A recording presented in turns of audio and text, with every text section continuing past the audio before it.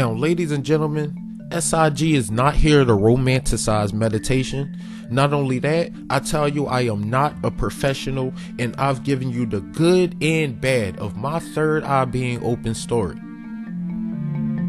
See, it comes with benefits, but it also comes with a curse. And the curse is maintenance of this godly spirit that overwhelms your soul. It's something that you bring from inside out.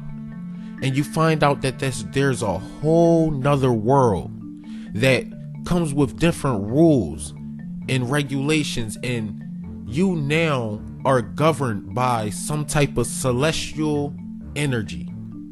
Now, when you close your eyes, what do you see? You see this stuff, you see random thoughts, and those thoughts become in this little these things, these lines just going back and forth, and you see this little pellets, or whatever the case may be. Now, when you close your eyes for a certain amount of time, after a while, these, not only this fuzzy stuff that you see begins to, let's say, evaporate, but you start realizing random thoughts keep jumping in your head and you can't sit still. Random thoughts keep jumping in your head. You have no control over your mind. You find out you can't not think for yourself. You find out that random woman is jumping in your mind, and lustful thoughts and temptations, and well, those thoughts, you realize since you can't control them, those are the devil.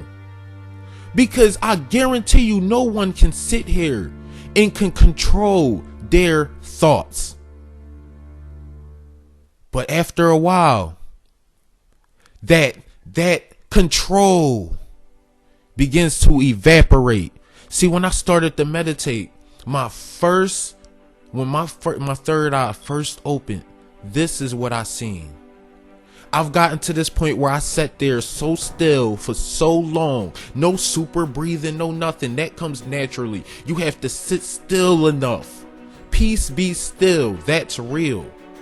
You have to sit there still enough where your thoughts no longer move you, no longer control you, no longer tell you what to do, no longer make you addicted to certain things, because you're not even thinking of your addictions anymore. Since you're not thinking of those addictions, then those no longer have control over you. They're not pulling on your energy. They're not pulling on your emotions. You get to this part right here where this light comes from above your nose, and it goes up and rises. The fuzziness dissipates and evaporates. The strings that goes on the left and side, it goes away. There's no more thoughts. And once you get control over your thoughts, you finally have control over your life. It's deep.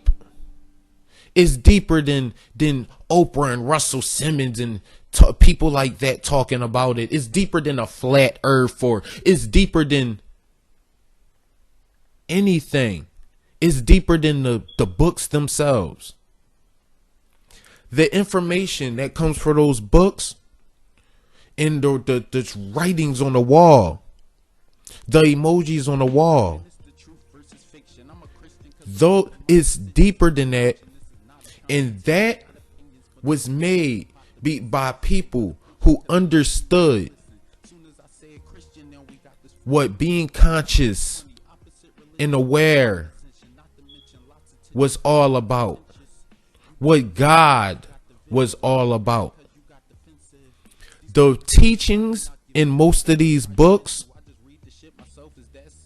are written from a part of oneself that is no longer controlled by thoughts and is moved by God itself. God created us for us to become aware that we are a part of the creation created by a creator who looks just like us. And our emotions is how he feels. As you realize, as you read the scriptures, God can seem bipolar at some times because we are God in the flesh. There's an entity outside of us that created us to experience these 5 senses or 6 senses, and we're conscious of it. Haven't you realized that the 5 senses cater to human beings and animals and living things? They cater to us. Think about that. The 5 senses cater to us.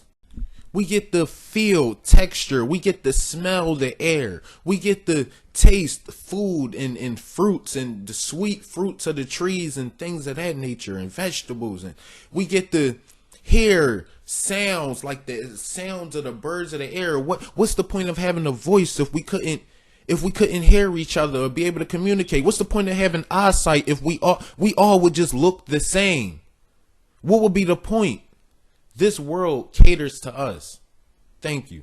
Silence is God, entertainment, news, media, and knowledge.